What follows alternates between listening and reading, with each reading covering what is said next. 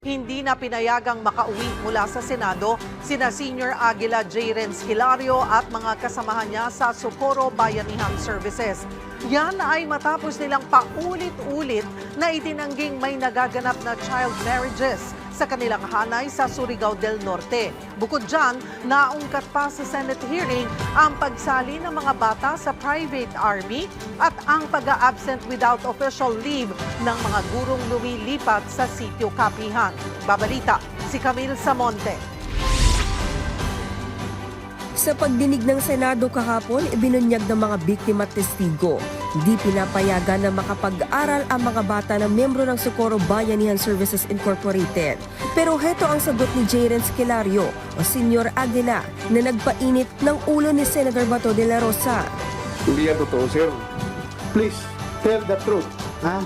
Huwag kang magtago-tago dahil kahit sinong Diyos sinasamba mo, hindi yan makakatago sa katotohanan. Prangkahan tayo. Ha? Lalabas ang katotohanan dapat. Wala kaming kinikilingan dito. Gusto na namin katotohanan. Kaya huwag niyo kami lukuhin dito. Ayon naman sa DepEd Socorro Division, higit 800 students ang nag-drop out noong 2019 sa sitio Kapihan. Hindi rin daw pinapayagan na makalabas-masok ang mga bata. May 103 DepEd personnel naman na miyembro ng SBSI ang nag-awol. Ipinakita rin ng mga senador ang litrato ni Hilario kasama ang kanyang private army na may mga hawak umano na armas. Kwento ng isa sa mga dating miyembro, kahit bata pa lang ay sinasanay na para maging soldier of God. May 7 level daw ang private army ni Hilario kung saan fetus ang tawag sa pinakamababang level. Bakit fetus? Mga bata ba? Bata po yun. Ilang taon na bata ang fetus? 6 to 7. 6 to 7 years old. Nandun na sa Soldiers of God. May barracks. Po? Barracks. Kinumpirma ng Police Regional Office 13 na may mga nag-awol ng polis ang umanib sa private army ni Hilario. Ikinwento naman ng testigo na si Lavi na inutusan sila ni Hilario na ibenta ang kanilang bahay at binigyan daw nila ng parte si Hilario.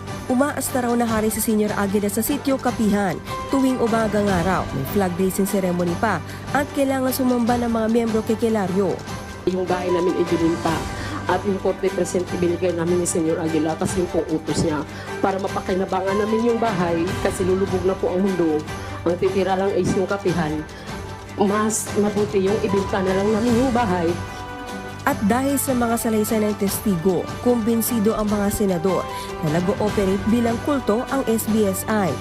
The way as it is right now, by definition ng kulto, ay talagang ako, forgive me if I offend you. Pero pasok talaga sa definition kung sabihin mo yung kulto, yung blind obedience, yung reverence, yung lahat-lahat ng definition nandoon sa kulto. Sa Surigao del Norte, bumuhos ang luha ng mga residente sa salaysay ng batang biktima na si Ren. Kasi kung totoo yung mga allegations ng mga statement ng mga bata, napakasakit pong isipin.